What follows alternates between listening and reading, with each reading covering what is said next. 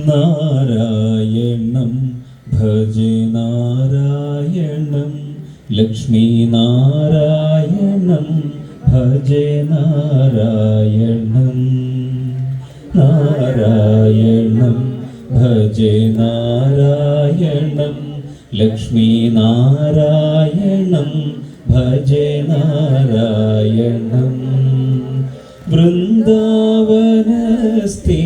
നാരായണം ദേവവൃന്ദൈരഭീഷ്ടുതം നാരായണം വൃന്ദാവനസ്ഥിതം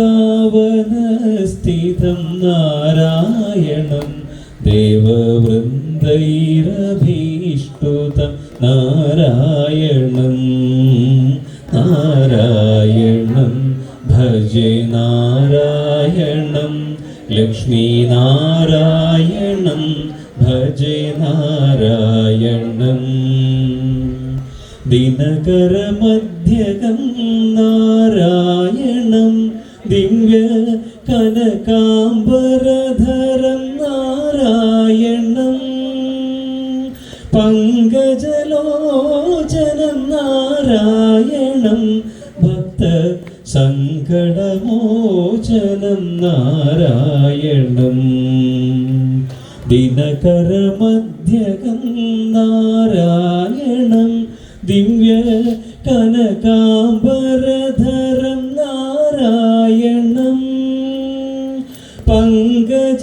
പങ്കജലോചനം നാരായണം ഭക്ത സങ്കടമോചനം നാരായണം നാരായണം ഭജേ നാരായണം ലക്ഷ്മീ നാരായണം ഭജേ നാരായണം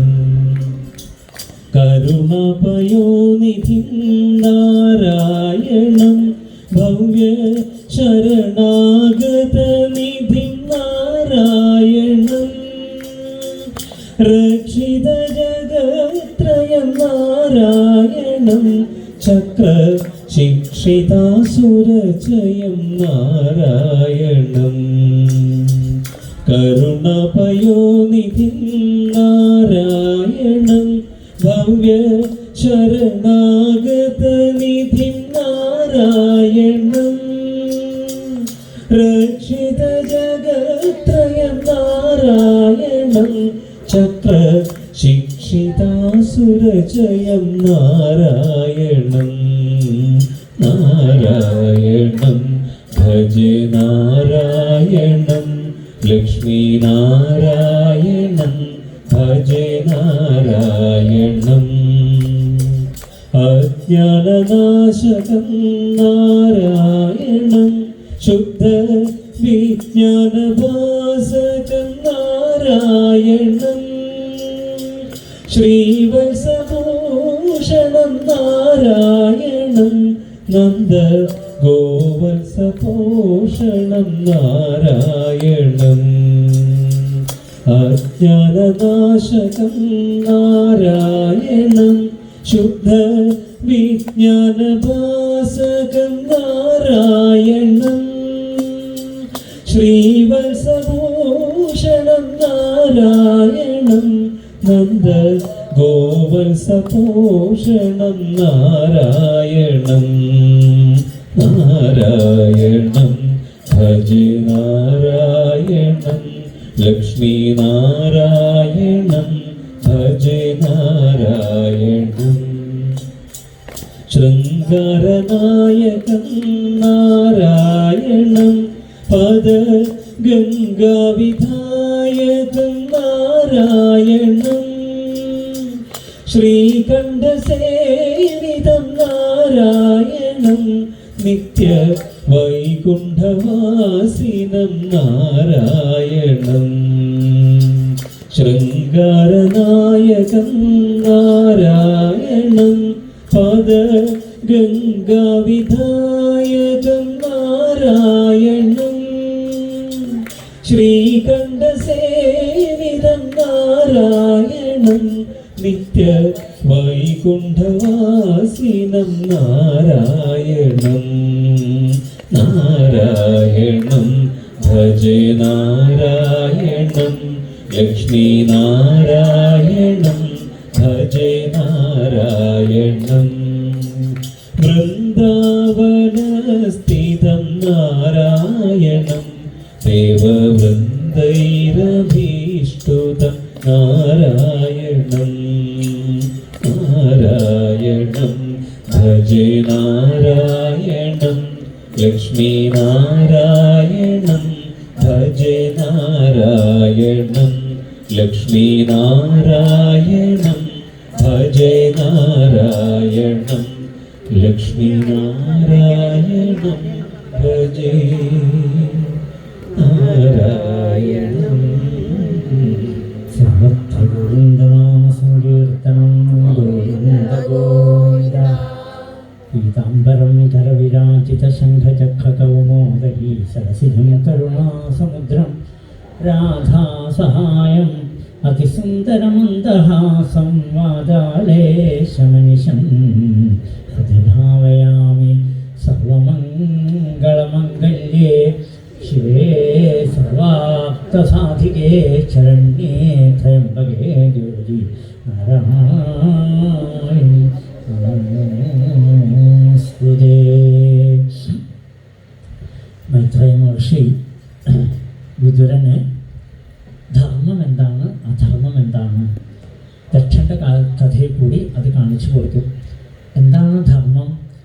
ഈശ്വരഭാവത്തിൽ കൂടി എല്ലാവരെയും സഹായിക്കുക, എല്ലാവരെയും ഈശ്വരപരമായ കാര്യങ്ങളിൽ കൂടി കണ്ണോടുകൂടി കാണാൻ സാധിക്കുക, സമത്വ ഭാവന ഉണ്ടാവാം, അദ്വൈത ഭാവന ഉണ്ടാവാം. ഇതാണ് ധർമ്മം. അതിന് വിരുദ്ധമായിട്ട് എന്തുണ്ടോ അതൊക്കെ അധർമ്മം. അപ്പോൾ നമ്മളിലൊക്കെ കുറേ പേർക്കും എന്തേ ഉള്ളൂ ഈ അധർമ്മം. ഈശ്വരഭാവത്തിൽ കാണാൻ നമ്മളായിട്ടില്ല അല്ലേ? അതുകൊണ്ട് നമുക്ക് എന്തുണ്ടാവുന്നു? പല വിഷമങ്ങൾ നമുക്ക് അനുഭവിക്കേണ്ടതായിട്ട് വരുന്നു. അപ്പോൾ ഈശ്വരഭാവനയോടുകൂടി കാണാൻ സാധിക്കണം. പിന്നീട് നമുക്ക് കാണിച്ചു തന്നത് എങ്ങനെയായിരിക്കണം അർത്ഥം സമ്പാദിക്കേണ്ടത്. അർത്ഥം എന്ന് പറഞ്ഞാൽ സമ്പത്ത് അല്ലേ? സമ്പത്ത് വിദ്യയാവാം, നമ്മുടെ സംസ്കാരമാകാം, സ്വഭാവമാവാം, നല്ല ജീവിതമാവാം. ഇതൊക്കെ അർത്ഥത്തിൽ പെടും അല്ലേ? എന്തെല്ലാം തരത്തിലുള്ള അർത്ഥമാണ്? നല്ല സന്തോഷമായിട്ട് ജീവിക്കാൻ പറ്റിയാലോ അത് നല്ലൊരു സമ്പത്തല്ലേ, നല്ലൊരു അർത്ഥമല്ലേ? അപ്പോൾ സന്തോഷമായിട്ട് ഒന്നുമില്ലെങ്കിലും ആഹാരം കഴിക്കാനില്ലെങ്കിലും സന്തോഷമായിട്ട് ജീവിക്കാൻ സാധിക്കുക, അതെന്തൊരു കാര്യമല്ലേ? അപ്പോൾ എല്ലാം ഉണ്ടായിട്ട് തമ്മിൽ ജീവിച്ചാലോ അപ്പോൾ അതുകൊണ്ട് വല്ല പ്രയോജനമുണ്ടോ? അപ്പോൾ നല്ല ജീവിതം നമുക്ക് നയിക്കാൻ സാധിക്കണമെങ്കിൽ, എല്ലാ ഐശ്വര്യത്തോടും കൂടി കഴിയണമെങ്കിൽ അതിന് ആരുടെ അനുഗ്രഹം വേണം? ഭഗവാന്റെ ഭഗവതിയുടെ അനുഗ്രഹം നമുക്ക് ആവശ്യമാണ്. ഇവിടെ ആ ധ്രുവനെ നമുക്ക് അങ്ങനെ കാണിച്ചു തന്നു. ഭഗവാന്റെ അനുഗ്രഹം കൊണ്ട് അർത്ഥസിദ്ധിയെ കാണിച്ചു തന്നു. ഇനി അടുത്തത് കാമം. കാമം എന്ന് പറഞ്ഞാൽ ഭാഗവതം പറയുന്ന കാമം എന്താണ്? ആഗ്രഹം എന്നർത്ഥം. അപ്പോൾ ഈ ആഗ്രഹം നമുക്ക് എന്തുമാത്രം ആഗ്രഹം നമുക്കല്ലേ? സമുദ്രത്തിലെ തിരമാല വേണമെങ്കിൽ എണ്ണിത്തിട്ടപ്പെടുത്താം. നമ്മുടെ ആഗ്രഹങ്ങൾ ചോദിച്ചാലോ ഇവിടെ ഇരിക്കണ വഴിക്ക് തന്നെ എത്രയാ ആഗ്രഹങ്ങളെന്ന് കണക്കില്ല എന്നാണ്. 99 വയസ്സായ മുത്തശ്ശനോട് മുത്തശ്ശിയോട് ചോദിച്ചാൽ മതി ഇനി വല്ല മോഹം ഉണ്ടോ എന്ന് ചോദിച്ചു കഴിഞ്ഞാൽ മോഹമില്ലായൊന്നുമില്ല. ഉണ്ണിയുണ്ടായി വെളുപ്പിച്ചതിലൊരു ഉണ്ണിയുണ്ടായി കണ്ടാവൂ ഞാനെന്നും. അപ്പോഴും മോഹം അതാണ്. ഉണ്ണിയുണ്ടായി, ഉണ്ണിക്കൊരു ഉണ്ണിയുണ്ടായി, അതിനൊരു ഉണ്ണിയുണ്ടായി. അപ്പോൾ പോകാനുള്ള പരിപാടിയൊന്നുമില്ല. ഞാൻ പോകുന്നില്ല എന്നാണ്. അപ്പോൾ നമുക്കിങ്ങനെയാണ് മോഹങ്ങൾ. എത്രയായാലും മോഹം അടങ്ങണില്ല എന്നാണ്. ആ മോഹങ്ങളൊക്കെ എങ്ങനെ സാധിച്ചു തരണം? ഭഗവാൻ സാധിച്ചു തരണം നമുക്ക് വേണ്ടേ? അപ്പോൾ അതിന് എന്നും പൂർത്തി ഉണ്ടാവുന്നതാണ്. നമ്മുടെ ആഗ്രഹങ്ങളൊക്കെ സാധിക്കാത്ത എന്താണെന്ന് വെച്ചാൽ നമ്മളെ മോഹിക്കണുള്ളൂ, ഭഗവാനോട് നമ്മൾ പറയണില്ല എന്നാണ്. അപ്പോൾ എന്ത് ആഗ്രഹങ്ങളും ഭഗവാനായിട്ട് നമുക്ക് സാധിച്ചു എന്നൊന്നും വരട്ടെ, അതൊരിക്കലും നശിക്കില്ല എന്ന് മാത്രമല്ല അതിൽ നിന്ന് വേറെ വേറെ മുളകൾ ഉണ്ടാവില്ല. കാരണം ഭഗവാൻ അനുഗ്രഹിക്കുമ്പോൾ അത് പൂർണ്ണമായിരിക്കും, നമ്മൾ നേടുന്നതൊക്കെ അപൂർണമായിരിക്കും. അതുകൊണ്ട് ഈശ്വരാനുഗ്രഹം കൊണ്ട് വേണം എല്ലാം നേടേണ്ടതെന്ന് കാണിച്ചു തരിക. അത് കാണിക്കാൻ വേണ്ടിയിട്ടാണ് പൊതുചരിത്രം പറഞ്ഞു കേൾപ്പിച്ചത്. ഇവിടെ നമ്മുടെ മനസ്സിനെയാണ് ഇവിടെ ഭംഗിയായിട്ട് കാണിച്ചു തരിക. എങ്ങനെയായിരിക്കണം നമ്മുടെ മനസ്സ് എന്ന് പറയാം. ആ ധ്രുവൻ്റെ വംശത്തിലാണ് അങ്കൻ എന്ന് പേരായിട്ടുള്ള ഒരു മഹാരാജാവ് ഉണ്ടായിരുന്നു. അപ്പം അദ്ദേഹത്തിന് സുനീത എന്ന് പേരായിട്ടൊരു ഭാര്യ. നേരത്തെ നമ്മൾ കേട്ടത് സുനീതിയാണ്, സുതരാം നീതി. ഇത് സുനീത എന്നൊരു പേര്. മക്കളൊന്നും ഉണ്ടായില്ല അത്ര. അദ്ദേഹം എന്ത് ചെയ്തു? ആ ഋത്തിക്കുകളെയൊക്കെ വിളിച്ച് നല്ല യാഗമൊക്കെ നടത്തി. നല്ല ആ യാഗത്തിൽ വെച്ചിട്ട് അഗ്നിദേവൻ അഗ്നികുണ്ഡത്തിൽ നിന്ന് ഉയർന്നു വന്ന് നല്ലൊരു പായസം കൊടുത്തു. സുനീതയോട് പറഞ്ഞു ഇത് കഴിച്ചോളൂ, നല്ലൊരു ഉണ്ണി ഉണ്ടാവും എന്ന് പറഞ്ഞു. അവരത് കിട്ടിയപ്പോൾ തന്നെ എന്ത് ചെയ്തു, ഒന്ന് കാണിച്ച് നോക്കിയെന്നാണ്. അപ്പോൾ ഒരിക്കലും പ്രസാദമൊന്നും കാണിച്ച് നോക്കാൻ പാടില്ല എന്ന് പറയുക. നമ്മൾ പൂവൊക്കെ കൊണ്ട് നടക്കി വയ്ക്കില്ലേ, ഇപ്പോൾ തുളസി ആയിക്കോട്ടെ, റോസ ആയിക്കോട്ടെ, മുല്ലപ്പൂവായിക്കോട്ടെ, ഇതൊക്കെ അമ്പലത്തിലേക്ക് കൊണ്ടുവരുമ്പോഴും കാണിക്കാൻ പാടില്ല, മേശാന്തി അവിടുന്ന് തരുമ്പോഴും കാണിക്കരുതെന്നാണ് പറയുക. അത് കാണിച്ചാൽ എന്തുണ്ടാവും, അത് വിഷമായിട്ട് മാറും, അത് നമുക്ക് ദോഷം ചെയ്യും. ഭഗവാൻ ഒരിക്കലും നമ്മൾ കാണിച്ചത് കൊടുക്കാൻ പാടില്ല. അതുകൊണ്ടാണ് ഈ നേദ്യം ഒക്കെ ഉണ്ടാക്കി കഴിഞ്ഞാൽ നടയൊക്കെ അടച്ചിടും, ഒരാൾ അകത്ത് കയറരുതെന്ന് പറയും. എന്താണെന്നറിയോ, പായസമൊക്കെ കൊണ്ടുപോകുമ്പോൾ ഭഗവാന് നിവേദിക്കുന്നത് പായസമല്ല, പായസത്തിൻ്റെ ഗന്ധമാണ്, രസമാണ് ഭഗവാന്റെ രസനയിലേക്ക് കൊടുക്കുക. അതേപോലെ അതിൻ്റെ ധാതുവംശം അടുത്ത ഭാഗമാണ് നിർമാല്യധാരിക്ക്, അവസാനത്തെ ഭാഗമാണ് ഭക്തർക്ക് നമുക്ക് പ്രസാദമായിട്ട് തരിക. ഇങ്ങനെ നേദ്യം 3ആയിട്ട് തിരിച്ചിട്ടുണ്ട്. അതേപോലെ തന്നെ എന്ത് സാധനമാണെങ്കിലും ഒരു പൂവ് കൊണ്ടുവച്ചാലും ആ പൂവല്ല ഭഗവാൻ സ്വീകരിക്കുന്നത്, അതിൻ്റെ ഗന്ധമാണ്. അപ്പോൾ ആ ഗന്ധരൂപിയാണ് ഭഗവാൻ, വായു സ്വരൂപനാണ് ഭഗവാൻ. അതുകൊണ്ട് അതിൻ്റെ വായുവിനെയാണ് ശ്വസിക്കുക, അതിനെയാണ് ഉൾക്കൊള്ളുക. അപ്പോൾ അതുകൊണ്ട് തന്നെ നമ്മളത് കാണിച്ചാൽ എന്തായിരിക്കും, അത് ദോഷമായിട്ട് മാറിയില്ലേ. അപ്പോൾ അത് നടത്തി കൊണ്ടുവച്ചാൽ അത് അപകടമായതാണ്, നമുക്ക് ദുഃഖമുണ്ടാക്കി തരുവതുകൊണ്ട്. അതുകൊണ്ട് പൂവ്, ചന്ദനത്തിരി സാധനങ്ങളൊന്നും നമ്മൾ കാണിച്ചിട്ട് എന്ത് പാടില്ല, നടത്തി കൊണ്ടുവയ്ക്കാൻ പാടില്ല എന്നാണ്. അതേപോലെ തന്നെയാണ് മേശാന്തി തരുമ്പോഴും നമ്മളൊന്ന് കണ്ണിൽ വയ്ക്കാമെന്നല്ലാതെ കൊണ്ട് മൂക്കിൽ കൊണ്ട് കാണിച്ചിട്ട് ചുവട്ടിലോ തലയിലോ ചൂടിയാലോ എന്തായിരിക്കും, അത് ദോഷമായിരുന്നു, അങ്ങനെ പാടില്ലാന്നാണ്. ഇവിടെ കിട്ടിയ പ്രസാദം എന്ത് ചെയ്തു, ഒന്ന് കാണിച്ച് നോക്കിയിട്ടാണ് അവർ കഴിക്കുകയുണ്ടായത്. അതോടുകൂടി ഉണ്ടായ പുത്രൻ വേനൻ എന്ന പേരിൽ വേനൽക്കാലം പോലെ മഹാദുഷ്ടനായിട്ട് മാറി. കുട്ടിയായിരിക്കുമ്പോൾ തന്നെ എല്ലാവരെയും ഉപദ്രവിച്ചുകൊണ്ട് മുട്ടുകുത്തി നടക്കുമ്പോൾ തന്നെ ഈച്ചയും ഉറുമ്പിനെ കടിച്ചു കൊല്ലും. പിന്നെ വലുതാകുമ്പോഴത്തെ കഥ പറയാനുണ്ടോ, നല്ല കണ്ണ് കാണാത്തവരെയൊക്കെ പിടിച്ചു കൊണ്ടുപോയി പൊട്ടകെട്ടി കൊണ്ട് തള്ളും. ഇങ്ങനെ പല തരത്തിൽ ഉപദ്രവങ്ങളായെന്ന് മാത്രമല്ല അച്ഛനും അമ്മയ്ക്കൊക്കെ നല്ല ഇടിക്കഷായമൊക്കെ കൊടുക്കട്ടെ. ഇടിക്കഷായം എന്താണെന്നറിയാലോ. അപ്പോൾ ഇന്നും ഉണ്ടല്ലോ അങ്ങനത്തെ മക്കളൊക്കെ, അന്നും ഉണ്ടെന്ന് പറയുകയാണ് ഭാഗവതം.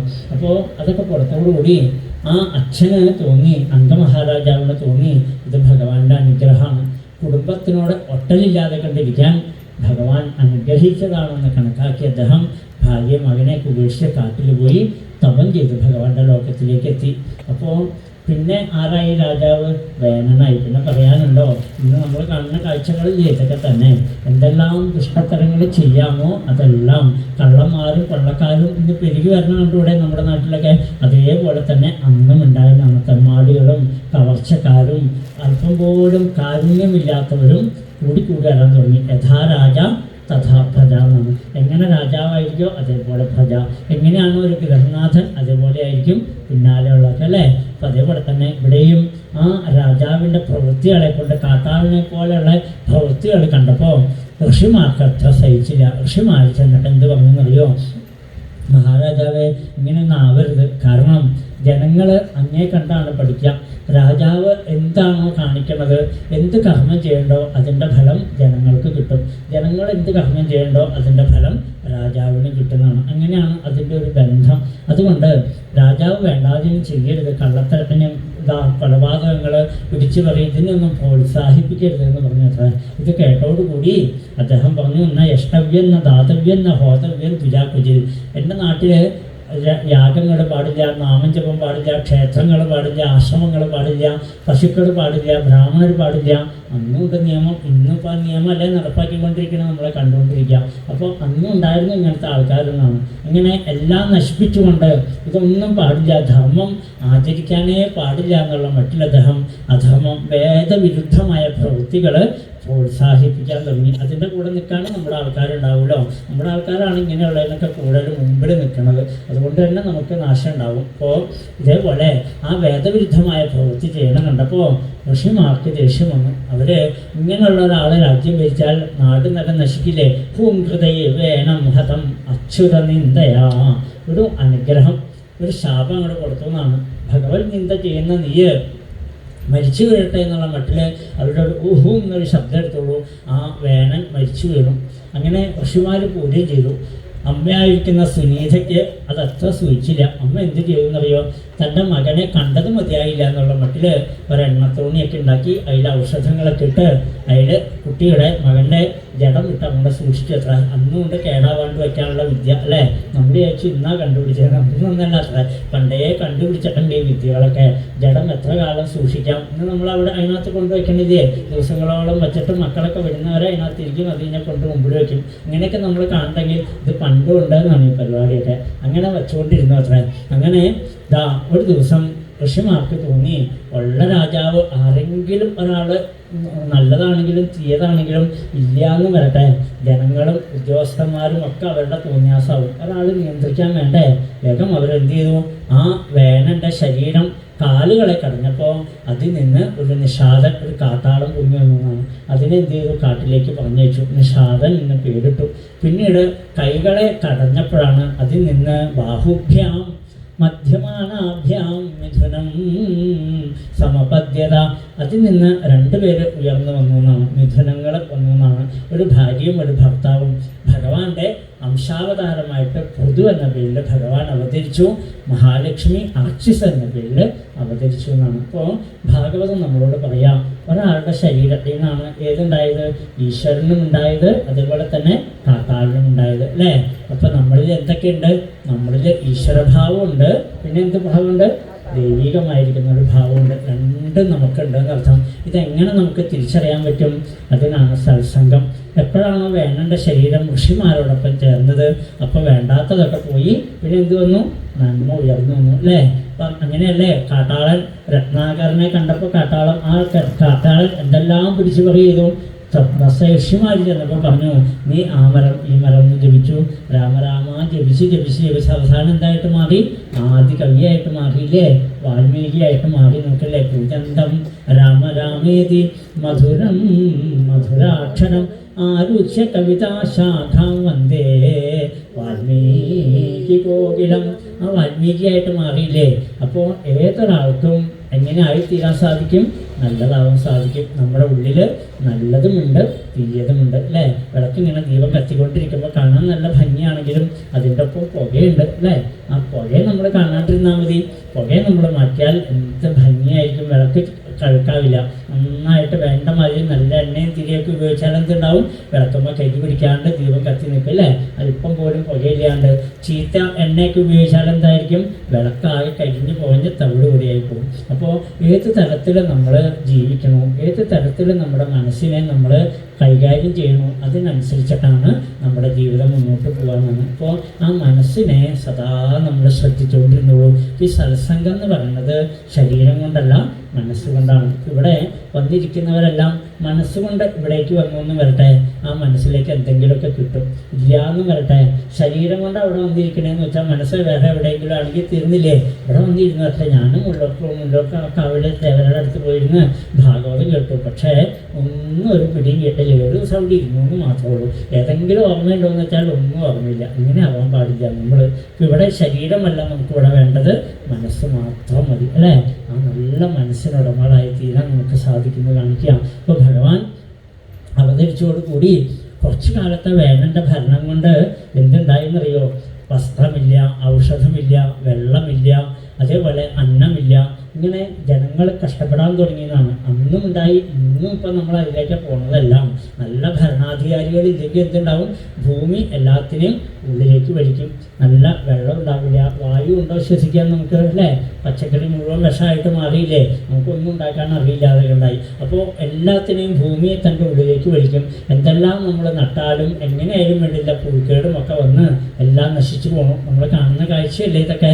അതുകൊണ്ട് ഒന്നും നടാൻ പറ്റാതെ ഉണ്ടായിട്ട് മാറി. ഇതൊക്കെ അന്നും ഉണ്ടായിരുന്നാണ്. ഇപ്പോൾ എല്ലാവരും ജനങ്ങളെല്ലാം പൃഥുമഹാരാജാവിൻ്റെ അടുത്ത് വന്ന് പരാതി പറഞ്ഞപ്പോൾ പൃഥുമഹാരാജാവ് എന്ത് ചെയ്തു? ആ ഭൂമിയെ വേണ്ട മാതിരി നിലയ്ക്ക് നിർത്തി ഭൂമിയോട് പറഞ്ഞു, എല്ലാം ജനങ്ങൾക്ക് വേണ്ടതൊക്കെ കൊടുക്കണം എന്ന് പറഞ്ഞു. നല്ലൊരു ഭരണാധികാരി ഉണ്ടെന്ന് വരട്ടെ, ആ ഭൂമി നേരെയാവും. ചിലവരൊക്കെ നമ്മൾ കണ്ടിട്ടില്ല, ചില വീടുകളിലൊക്കെ ചെല്ലുമ്പോൾ ഏക്കർ കണക്കിന് ഭൂമി ഉണ്ടാവും. കാട് പിടിച്ച് കിടക്കുകയായിരിക്കും ചിലപ്പോൾ. ആരും വീഴും. ഞാനങ്ങനെ ഒരിടത്ത് വായനയ്ക്ക് പോയിട്ടുണ്ട്. 5 കുളമുണ്ട് അത്ര അവരുടെ പറമ്പിൽ. എത്ര ഏക്കർ ഭൂമിയാണെന്ന് നോക്കിയേ അറിയില്ല. അപ്പോൾ അദ്ദേഹം എൻ്റെ അടുത്ത് പറയാം, അതിൻ്റെ അറ്റത്തേക്കൊന്നും ഞങ്ങൾ പറയില്ല, അവിടെയൊക്കെ കാട് പിടിച്ച് കിടക്കുകയാണ്. വെട്ടാൻ പൊങ്ങാത്ത വലിയ വലിയ വൃക്ഷങ്ങളൊക്കെ ഉണ്ടെന്നാണ്. അത് വെട്ടിവിറ്റാൽ തന്നെ ഇഷ്ടംപോലെ ആയിരങ്ങൾ കിട്ടും അത്രേ. അപ്പോൾ അവരൊന്നും അങ്ങോട്ട് പോകാറില്ല എന്നാണ്. അപ്പോൾ ആ ഭൂമി മുഴുവനും കാട് പിടിച്ച് കിടക്കണം. 5 സെൻറ്റ് ഭൂമിയിൽ വീടും കൂടെ പണിതിട്ട് ബാക്കി ആകെ 1 സെൻറ്റ് ഭൂമി ഉണ്ടാവുള്ളൂ. അവരതിൻ്റെ ടെറസിൻ്റെ മുകളിലും കൂടി നെൽകൃഷി ചെയ്യണം നമ്മൾ കാണാറില്ലേ അല്ലേ? ഒരു വീട്ടിൽ ചെന്ന് നോക്കിയാൽ അവർക്ക് വേണ്ട പച്ചക്കറി എടുത്തിട്ട് ബാക്കി അവർ വിൽക്കണം. എന്തുമാത്രം അവരുണ്ടാക്കണം എന്ന് ആലോചിച്ചോളൂ. ഇതാണ് വേണ്ട മാതിരി ഉപയോഗിക്കാമെന്ന് പറഞ്ഞാൽ. ഇപ്പോൾ ഇതൊക്കെ നമ്മുടെ മനസ്സിനെ കാണിക്കുന്നതാണ്. ഭൂമിയെ നേരെയാക്കുക എന്ന് പറഞ്ഞാൽ എൻ്റെ അർത്ഥം നമ്മുടെ മനസ്സിനെ ഏത് തരത്തിലുമാക്കാം. ഒന്നും ചെയ്യാണ്ട്, ഒന്നും ചിന്തിക്കാണ്ട്, വേണ്ടാത്ത കാര്യങ്ങളെ മുഴുവൻ ചിന്തിച്ചുകൊണ്ട് മനസ്സിനെ വേണ്ടാത്ത മാതിരി കാട് കയറി ചിന്തിച്ചുകൊണ്ട് വൃത്തികെട്ട മനസ്സാക്കി മാറ്റാം. ഇതേപോലുള്ള നല്ല കാര്യങ്ങൾ ചിന്തിച്ചുകൊണ്ട് മനസ്സിനെ എങ്ങനെയാക്കാം? നല്ലതാക്കി മാറ്റാം അല്ലേ? 2 തരത്തിലും. ഇതിന് ആരാ വേണ്ടത്? ഇത് മറ്റൊരാളുടെ ആവശ്യമില്ല, നമ്മളാ തീരുമാനിക്കുക. എൻ്റെ മനസ്സ് എങ്ങനെയായിരിക്കണം, എൻ്റെ ജീവിതം എങ്ങനെയായിരിക്കണം, എൻ്റെ വാക്കുകൾ എങ്ങനെയായിരിക്കണം, എൻ്റെ സ്വഭാവം എങ്ങനെയായിരിക്കണം എന്നാരാ തീരുമാനിക്കാം? അയൽവക്കക്കാരാണോ? എൻ്റെ അച്ഛനും അമ്മയാണോ? എൻ്റെ ഭാര്യയും മക്കളുമാണോ? എൻ്റെ ഭർത്താവാണോ? അല്ല, നമ്മൾ ഓരോരുത്തരുമാണ്. ഭാഗവതം നമ്മുടെ കഥ അവിടെ പറഞ്ഞു തരുന്നതെല്ലാം. അപ്പോൾ നമ്മുടെ മനസ്സ് എത്രമാത്രം നേരെയാവണമെന്ന് മോഹിക്കണുണ്ടോ ആ മനസ്സിനെ നേരെയാക്കി എടുക്കാൻ നമ്മളെ കൊണ്ട് സാധിക്കുമെന്ന് പറയാം. അതോടുകൂടി ഭൂമിയെ വേണ്ട മാതിരി നിർത്തിയപ്പോൾ എന്തുണ്ടായെന്നറിയോ? ഭൂമി പറഞ്ഞു, എന്ത് വേണമെങ്കിലും മഹാരാജാവേ എന്നിൽ നിന്ന് കടന്നെടുത്തോളൂ എന്ന് പറഞ്ഞപ്പോൾ ചിലവർക്ക് വേണ്ടത് പാമ്പ്, തേള് ഇവർക്കൊക്കെ വിഷമായിരുന്നു വേണ്ടത്. വിഷം കിട്ടണമെങ്കിൽ ഭൂമിയിൽ വരണ്ടേ? ചന്ദ്രനിൽ പോയിട്ട് ഇത്തിരി വിഷം വാങ്ങിച്ചോണ്ടിരാന്ന് പറഞ്ഞാൽ ആരെങ്കിലും പോകാറുണ്ടോ? പോയിട്ട് കാര്യമില്ല, അതിന് ഭൂമിയിൽ വരണം. അമൃത് കിട്ടണമെങ്കിൽ എവിടെ പോകണം? ഏതെങ്കിലും നാട്ടിൽ പോയാൽ അമൃത് കിട്ടുമോ? പറ്റില്ല, അതിന് ഭൂമിയിൽ വരണം. ഇനി വസ്ത്രം കിട്ടണമെങ്കിലും ഔഷധം കിട്ടണമെങ്കിലും വെള്ളം കിട്ടണമെങ്കിലും എന്ത് കിട്ടണമെങ്കിലും എവിടെ വരണം? ഒക്കെ ഭൂമിയിൽ വരണം. അതുകൊണ്ട് ആ പൃഥു മഹാരാജാവ് ഭൂമിയിൽ നിന്ന് വേണ്ടതൊക്കെ എല്ലാവർക്കും കൊടുത്തോടുകൂടി ഭൂമി ദേവിയെ തൻ്റെ മകളായിട്ട് കാണുന്ന കാരണം പൃഥ്വി എന്ന് പേര് വന്നു. പൃഥു എന്ന ഭഗവാന് മകളായിട്ട് മാറി. അപ്പോൾ പൃഥ്വി എന്ന് പേര് വന്നു ഭൂമി ദേവിക്ക്. തൻ്റെ മകളെ പോലെ ചേർത്ത് നിർത്തിയെന്നാണ്. എന്നിട്ട് എന്ത് ചെയ്യുമെന്നറിയോ? ജനങ്ങൾക്ക് ഭയമില്ലാതെ കൊണ്ട് ജീവിക്കാറാവണം. ഇപ്പം എന്താണെന്ന് വെച്ചാൽ അന്നമായി, വസ്ത്രമായി, ഔഷധമായി, വെള്ളമായി, ഇനി എന്ത് വേണം? നല്ല വീടുകൾ വേണം. കള്ളന്മാരെയൊക്കെ അമർച്ച ചെയ്ത് തോടുകൾ, കിണറുകൾ, പുഴകൾ, റോഡുകളെല്ലാം ഉണ്ടാക്കി കൊടുത്തു. ജനങ്ങൾക്കെല്ലാം തത്വ ഭയം, ഒരിക്കലും ഭയമില്ലാത്ത അവസ്ഥ ഉണ്ടാക്കി കൊടുത്തു. അതുകൊണ്ട് മാത്രം കാര്യമില്ല. പിന്നെ എന്ത് വേണമെന്നറിയോ? ആത്മീയമായിട്ട് നമ്മൾ ഉയരണം അല്ലേ? പണ്ടൊക്കെ നമുക്ക് എന്തായിരുന്നു ഗുണം എന്ന് വെച്ചാൽ ചാണകം വഴിയ തറയിലാണ് നമ്മൾ കിടന്നുകൊണ്ടിരുന്നത്. മണ്ണവിളക്കിലൊക്കെ പഠിച്ചും ആഹാരം കഴിച്ചും നമ്മൾ കഴിഞ്ഞെങ്കിൽ ഇന്ന് അതല്ല കഴിയുന്നത്. പക്ഷേ അന്ന് അങ്ങനെ കഴിയുമ്പോഴും നമ്മൾ മനസ്സുകൊണ്ട് നല്ല മനസ്സിന് ഉടമകളായിരുന്നു അല്ലേ? നല്ല ഈശ്വര ചിന്ത അന്ന് കൂടുതലുണ്ടായിരുന്നു. അതുകൊണ്ട് ഐശ്വര്യം ഉണ്ടായിരുന്നു. ഇന്നിപ്പോൾ എന്തായി? ഇന്നെല്ലാം ഉണ്ടായപ്പോൾ നമ്മൾ ഈശ്വരനെ മറന്നുപോയി. അതിൻ്റെ ദോഷം എന്ത് പറ്റിയെന്നറിയോ? ഇന്ന് നല്ല നല്ല കൊട്ടാരത്തിൽ കഴിയുമ്പോഴും എല്ലാം കഴിക്കാനുണ്ടെങ്കിലും നമുക്ക് ദുഃഖം ഒഴിഞ്ഞൊരു സമയമില്ലാതൊക്കെ ഉണ്ടായി. മാഹാരോഗങ്ങൾ എവിടെ നിന്നൊക്കെയാണ് വരണമെന്നറിയില്ല. ഡോക്ടർമാർ പറഞ്ഞു ഇത് എവിടെ നിന്ന് വരണ പോയി സാധനമൊക്കെ ഒരു പിടിയില്ല. അവരെന്തെങ്കിലുമൊക്കെ മരുന്ന് കുറിച്ച് തരും. അപ്പോൾ അത് തന്നെ അത് കഴിച്ചുകൊണ്ട് നമ്മൾ വേറൊരു രോഗത്തിന് കാരണമാക്കി മാറ്റിക്കൊണ്ടിരിക്കാം. അല്ലാണ്ട് അവരെ കൊണ്ട് എന്ത് ചെയ്യാൻ സാധിക്കും? അത്രമാത്രം എന്തുകൊണ്ടിങ്ങനെ വരുന്നു എന്ന് വെച്ചാൽ നമ്മുടെ മനസ്സ് എവിടെ എത്തിയിട്ടില്ല. അപ്പോൾ നല്ല കാര്യങ്ങളിലേക്ക് മനസ്സ് ലയിക്കുന്നില്ല, വേണ്ടാത്ത വിഷയങ്ങളിലേക്ക് പോയിക്കൊണ്ടിരിക്കണം. ഇവിടെ ഭാഗവതം കാണിച്ചു തരിക. അത് പോരാ. അതുകൊണ്ട് ജനങ്ങൾക്കെല്ലാം നന്മ ഉണ്ടാകുമെന്ന് വിചാരിച്ചുകൊണ്ട് അദ്ദേഹം 100 അശ്വമേധയാഗങ്ങൾ നടത്തിയെന്നാണ്. 99 ആയപ്പോഴേക്കും ബ്രഹ്മാതിദേവന്മാർ വന്നിട്ട് പറഞ്ഞ മതി, 99 എണ്ണം നടത്തിയാൽ മതി. അതുകൊണ്ട് ഏകോണശതക്രതു എന്നൊരു അവാർഡ് തന്നിരിക്കണമെന്ന് പറഞ്ഞു. അങ്ങനെ 99 യാഗം പൂർത്തിയായപ്പോഴേക്കും ഭഗവാൻ തന്നെ അദ്ദേഹത്തിൻ്റെ മുമ്പിൽ പ്രത്യക്ഷമായി. അപ്പോൾ പൃഥു മഹാരാജാവ് പറഞ്ഞു, എനിക്ക് മറ്റൊന്നും വേണ്ട സർവേശ്വര, ഒരേ ഒരു മോഹം മാത്രമേ ഉള്ളൂ. മഹത്തമാർദ്ദഹൃദയാൻമുഖച്യുതോ വിധൽസ്വകർണായുധം യേശമേവര. എനിക്കൊരു 10,000 ചെവികളുടെ ശക്തി തന്നെ അനുഗ്രഹിക്കണേ. എന്തിനു വേണ്ടിയിട്ടാ? എവിടെ എവിടെ ഭഗവത് കീർത്തനങ്ങളും നാമങ്ങളും നടക്കണ്ടോ അതെല്ലാം കേൾക്കാനുള്ള ഭാഗ്യം ഉണ്ടാവണമെന്നാണ്. അതാണ് നമുക്ക് വേണ്ടത് ജീവിതത്തിൽ. പ്രായം കൂടുന്തോറും നമുക്ക് ആ ഭാവം ഉണ്ടാവണം. ഭഗവാൻ അനുഗ്രഹിച്ചു. അങ്ങനെ അദ്ദേഹം എന്താ ചെയ്യുന്നറിയോ? പിന്നെ ജനങ്ങളെയൊക്കെ വിളിക്കാൻ തുടങ്ങി. ജനങ്ങൾക്ക് നല്ല ഉപദേശങ്ങൾ കൊടുക്കണം. കുട്ടികൾക്കൊക്കെ നല്ല ഉപദേശങ്ങൾ അച്ഛനും അമ്മയൊക്കെ കൊടുക്കണം. ഇല്ലാതെ കൊണ്ട് എന്ത് വാങ്ങിച്ചു കൊടുത്തിട്ട് എന്തേ പ്രയോജനം? വേണ്ട സമയത്ത് വേണ്ടതായിരിക്കുന്ന ഉപദേശങ്ങൾ കൊടുക്കണം. വേണ്ടേ? ഇതേപോലെ നാട്ടുകാരെ എല്ലാം വിളിച്ചു ചേർത്തുകൊണ്ട് അദ്ദേഹം നല്ല നല്ല വാക്കുകളെ കൊണ്ട് നല്ല ഉപദേശം കൊടുത്തു. അതിലാദ്യം പറഞ്ഞ വാക്ക് എന്താണെന്നറിയോ? ചിന്തകളാകുന്ന അഗ്നിജ്വാലകളെ ജ്വലിപ്പിക്കാതെ കൊണ്ടിരിക്കണം എന്നാണ്. നമ്മളിൽ ഏറ്റവും കൂടുതലുള്ളത് എന്താ? ഇവിടെ ഇരിക്കുന്ന ഓരോരുത്തരെയും നോക്കിയാൽ അറിയാം, എല്ലാവരും ഓരോരോ ചിന്തയിലിരിക്കുക. എന്തുമാത്രം ചിന്തകളാണ് നമ്മുടെ ഉള്ളിൽ വരുന്നത് അല്ലേ? ഭൂമിയിലെ പൊടിപടലങ്ങൾ പോലെയാണ് ചിന്തകൾ ഇങ്ങനെ വന്ന് പോയിക്കൊണ്ടിരിക്കുന്നു. ഈ ചിന്തയിൽ നിന്ന് ചിതയിലേക്ക് വലിയ ദൂരമൊന്നുമില്ല എന്നാണ് അല്ലേ? ഡോക്ടർമാർ പറഞ്ഞു, എന്താ ഇങ്ങനെ ടെൻഷൻ എടുത്തിരിക്കണേ? ഈ ടെൻഷനാണ് ഈ രോഗം ഉണ്ടാക്കുന്നത് മുഴുവനും അല്ലേ? ഇതുമാത്രം ടെൻഷനാണ് ആലോചിച്ചോളൂ. എന്തിനെക്കുറിച്ചാണ് നമുക്ക് ടെൻഷൻ ഇല്ലാത്തത്? അത് ആലോചിച്ചാൽ ഉച്ചയ്ക്ക് ഇന്നിപ്പോൾ എന്തെന്നാണോ അവിടെ വെച്ചുണ്ടാക്കുന്ന സാമ്പാറാണോ അവിയലാണോ അതിനെക്കുറിച്ച് കൂടി ചിന്തയാണ് നമുക്ക്. അപ്പോൾ ഒരിടത്ത് ഇതുപോലെ അഖണ്ഡനാമം ജപിക്കുകയാണ്. എല്ലാവരും രാവിലെ നടന്ന് നിന്നിങ്ങനെ അമ്പലത്തിൽ വെച്ച് ഹരേ രാമ രാമ രാമ ഇതൊക്കെ ഇങ്ങനെ കേമായിട്ടൊക്കെ ജപിക്കുന്നുണ്ട്. ഇടയ്ക്കിടയ്ക്ക് പറയുന്നത് ഒരമ്മ പറഞ്ഞത് അതാണ്. അയാളെ ഉപ്മാവ് ഉണ്ടാക്കുന്ന ഒരു വസ്തുവിന് വെള്ള ഹരേ രാമ അപ്പോൾ നാമം ജപിക്കുമ്പോഴും ചിന്ത എവിടേക്കാണ് പോകണമെന്ന് വെച്ചാൽ ഉപ്പുമാവ് നേരെയാകുമോ എന്നുള്ള ചിന്തയാണ്. ടെൻഷൻ പോണ വഴികൾ നോക്കിക്കോളൂ. ആരെക്കുറിച്ചൊക്കെ നമ്മൾ ചിന്തിക്കണമെന്നറിയോ? ട്രംപ് എന്താണോ ഒക്കെ ചെയ്യുന്നത്? അയാളുടെ ചിന്തകളൊക്കെ നമ്മളെ തീരുമാനിക്കുന്നത്. അയാളെവിടെ കിടക്കണം, നമ്മളെവിടെ കിടക്കണം അല്ലേ? നമുക്ക് അങ്ങനെയുള്ള ബോധമൊന്നുമില്ല എന്നാണ്. നമ്മുടെ ചിന്തകൾ പോണതെല്ലാം ലോകരാഷ്ട്ര നേതാക്കന്മാരുടെയൊക്കെ പിന്നാലെ നമ്മുടെ മനസ്സിൽ പോവാം. അയാൾ പറഞ്ഞത് ശരിയായില്ല, ഇയാൾ ചെയ്തത് ശരിയായില്ല എന്നൊക്കെ പറയുമത്രേ. അയാൾ അത് ചെയ്താലെന്താ ഇത് ചെയ്താലെന്താ? നമുക്ക് നമ്മുടെ കാര്യമല്ല, അയാളൊന്നും നമ്മളെ സഹായിക്കാൻ വരുന്നില്ല, നമ്മളെ കൊണ്ട് അയാൾക്ക് വലിയ ഉപയോഗങ്ങളും ഇല്ല. അപ്പോൾ പിന്നെ നമുക്ക് നമ്മുടെ കാര്യം നോക്കുക, അതല്ലേ വേണ്ടത്? അതല്ല നമ്മൾ എന്ത് ചെയ്യണു? എല്ലാവരുടെയും കാര്യങ്ങളെക്കുറിച്ചുള്ള ചിന്തകളിങ്ങനെ കൂടി വന്നിട്ട് എന്താ എന്നൊക്കെ ഡോക്ടർ പറഞ്ഞു, രോഗം കൂടി വരികയാണല്ലോ, ഷുഗർ, പ്രഷർ, ഇന്ന് വേണ്ട ഇല്ലാത്തതൊന്നുമില്ല എന്നാണ്. എന്തുമാത്രം മരുന്ന് കഴിക്കുന്നത്? ആഹാരം പോലെ മരുന്ന് കഴിച്ചുകൊണ്ടിരിക്കുന്നവർക്കല്ലേ? അതുകൊണ്ട് ആഹാരം കുറച്ച് മതി. അത്ര ഇഡ്ലിയുടെ മുട്ടത്തിൽ അവരെ ഗുളി കഴിക്കണം. അപ്പം പിന്നെ ഇഡ്ലി കഴിക്കേണ്ടി വരില്ല എന്നാണ്. ഇതേപോലെയൊക്കെ കഴിച്ചുകൊണ്ടിരിക്കുമ്പോൾ ഇങ്ങനെയാണ് നമ്മുടെ രോഗങ്ങൾ മാറുക. അതുകൊണ്ട് ആദ്യം ഇവിടെ പറഞ്ഞു കൊടുത്തു, ചിന്തകളെ നിയന്ത്രിക്കണം. ആവശ്യമില്ലാത്ത കാര്യങ്ങളിൽ നമ്മുടെ മനസ്സ് പോയി പെടരുത് എന്നാണ് അല്ലേ? ആകാശത്തിൽ കൂടി പോകുന്ന പക്ഷികളെ കുറിച്ച് നമ്മുടെ തലയിൽ കൂടിയാൽ എന്തായിരിക്കും? ഇന്നത്തെ പിള്ളേരൊക്കെ കണ്ടുകൂടെ? അവരുടെ തല വെട്ടി വെച്ചേക്കണ കണ്ടാൽ അറിയാം നമുക്ക്. പക്ഷികൾ കഴിക്കുന്നത് അതിൻ്റെ കൂടാന്ന് വിചാരിച്ച് വന്ന് കയറിയിരിക്കും. അപ്പോൾ ആദ്യമൊക്കെ കുട്ടികൾക്ക് രസം തോന്നും, പിന്നെയാണ് തോന്നുക അത് കാഷ്ടിക്കാനും മാന്താനൊക്കെ തുടങ്ങുമ്പോഴറിയാൻ വേണ്ടിയിരുന്നില്ല എന്ന് തോന്നുന്നത്. അതേപോലെയാണ് ആരുടെയൊക്കെ കാര്യങ്ങളാണ് നമ്മുടെ തലയിൽ കൂടി ഓർഡർ ചെയ്യുന്നറിയോ? അത്രയും നമ്മൾ കിടന്ന് ഇങ്ങനെ ടെൻഷൻ അടിച്ചുകൊണ്ടിരിക്കാം. ഇതല്ലേ നമുക്ക് ഇല്ലാണ്ട് ആക്കേണ്ടത്? ആദ്യം തന്നെ പറഞ്ഞു അത് ഇല്ലാതെ കൊണ്ടാക്കണം. പിന്നെ നമുക്ക് എന്ത് വേണമെന്നറിയോ? പാദസേവാഭിരുചിതവസ്തിനാം അശേഷ ജന്മോപചിതം മലം ധിയാം. ഭഗവാനെ ഭജിക്കണമെന്ന് തോന്നിയാലേ മതി എന്നാണ്. പാദസേവ അഭിരുചിതവസ്തിനാം അശേഷ ജന്മോപചിതം മലം ധിയാം. ഇത്രയും പേര് ഇവിടെ വന്നിരുന്നില്ലേ ചൂടത്ത്? ഇത്രയും ചൂടത്ത് നമ്മളിവിടെ വന്നിരിക്കണമെങ്കിൽ അല്പനേരം ഭാഗവതം കേൾക്കാമെന്ന് വിചാരിച്ചിട്ട് അവിടെ വന്നെങ്കിലും അത് മതിയെന്നാണ്. ഇത്തിരി നേരമെങ്കിലും കേൾക്കാൻ നമുക്ക് സാധിച്ചാൽ അതുപോലും എത്രയോ പുണ്യമെന്നറിയോ? എത്രയോ ജന്മത്തിലെ പാപങ്ങൾ നമുക്ക് ഇല്ലാതെ കണ്ടായിത്തീരുമെന്നാണ്. പാദസേവ അഭിരുചി തപസ്സിന അശേഷ ജന്മോപചിതം വലം ചെയ്യാമെന്നാണ്. എത്രയോ ജന്മത്തിലെ പാപങ്ങൾ ഇല്ലാണ്ടാവുന്നു. അപ്പോൾ എത്രയോ പുണ്യം ചെയ്തവരാണ് നമ്മൾ ഓരോരുത്തരും അല്ലേ?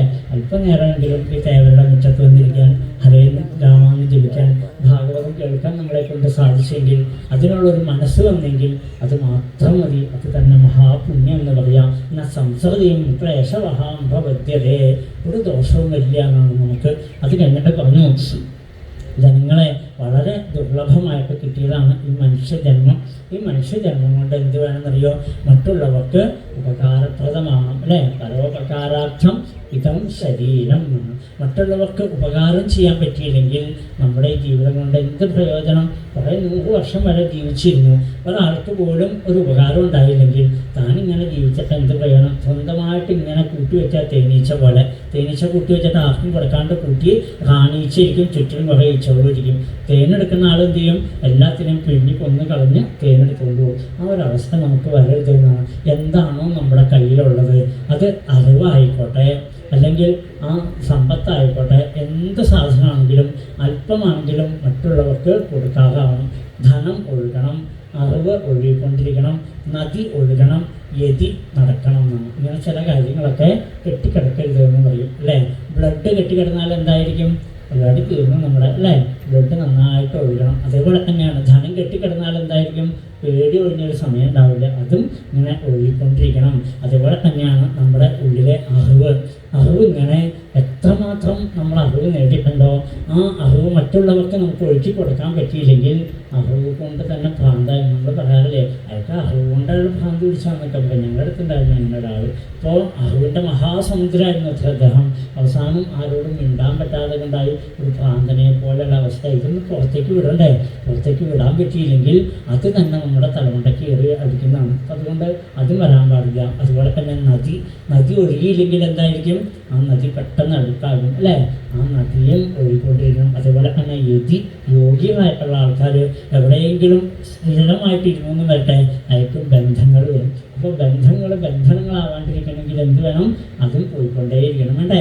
അതൊക്കെ ഭാഗവതം നമുക്ക് പറഞ്ഞു തന്നുകൊണ്ടിരിക്കുക. അതുകൊണ്ട് എന്തൊരറിവാണോ നമുക്കുള്ളത് അത് മറ്റുള്ളവർക്ക് നമുക്ക് പറഞ്ഞു കൊടുക്കാറുണ്ട്. ഞാൻ ഒരിടത്ത് തൊടുപുഴ ഒരിടത്ത് കാട്ടിലേക്ക് പോകണം, കുറേ ഉള്ളിലേക്ക് റബ്ബർ തോട്ടത്തിൽ കൂടെ ഒരു 5-6 കിലോമീറ്റർ പോയിട്ട് ഒരു സ്ഥലത്തൊരു ശിവൻ്റെ അമ്പലത്തിൽ വായനയ്ക്ക് പോയി. നല്ല കർക്കിടക മാസം കാലം, അടിപൊളി മഴ എന്ന് പറഞ്ഞാൽ ഇട്ടിപെട്ടി മഴ പെയ്യാണ്.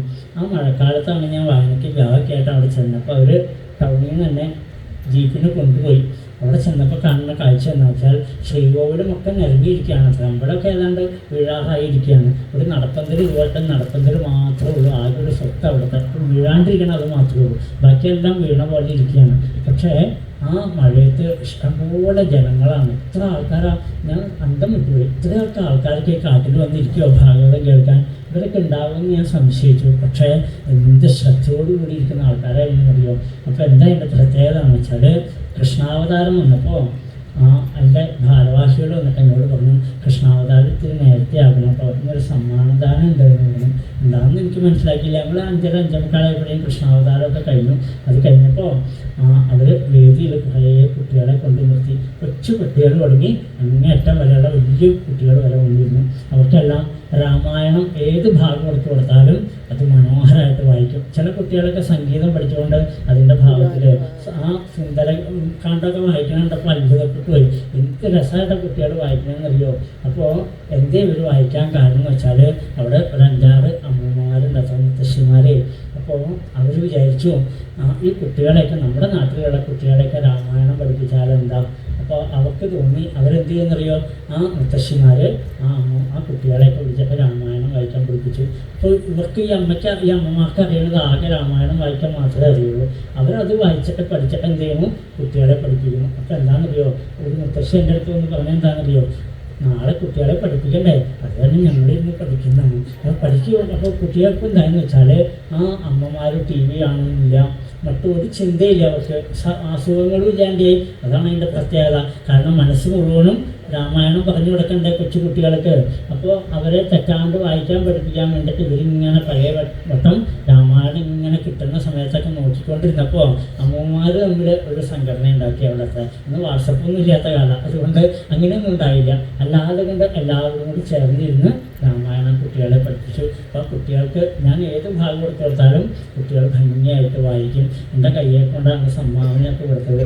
ഭാഗവതം, നാരായണീയം, ഭഗവത്ഗീത ഇതൊക്കെയാണ് അവർക്ക് സമ്മാനമായിട്ട് കൊടുത്തത്. അല്ലാണ്ട് സ്വർണ്ണ പതക്കമൊന്നുമല്ല കൊടുത്തത്. ഓരോന്ന് കൊടുക്കുമ്പോൾ ആ അമ്മമാരുടെ കണ്ണ് നിറഞ്ഞൊഴുക. അവരുണ്ടായ ഒരു അനുഭവം, അവർക്കുണ്ടായ ഒരു സന്തോഷം ആലോചിച്ച് നോക്കുള്ളൂ അല്ലേ.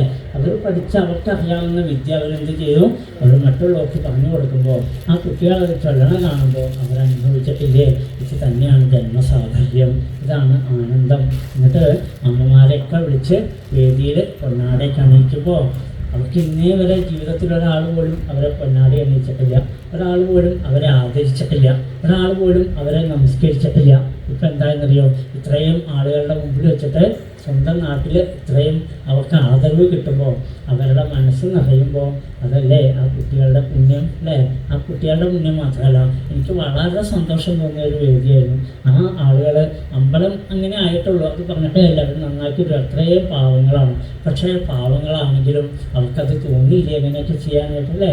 ഇത് തന്നെയാണ് നമുക്ക് വേണ്ടത്. അപ്പോൾ എന്താണോ നമുക്ക് അറിയണത് അത് മറ്റുള്ളവർക്ക് ഉപകാരപ്രദമാക്കി മാറ്റാൻ നമുക്ക് സാധിച്ചാൽ നമ്മുടെ ജീവിതം സുന്ദരമായിട്ട് മാറി. അത് എന്ത് സാധനമായിക്കോട്ടെ അത് തന്നെയാണ് നമുക്ക് വേണ്ടത്.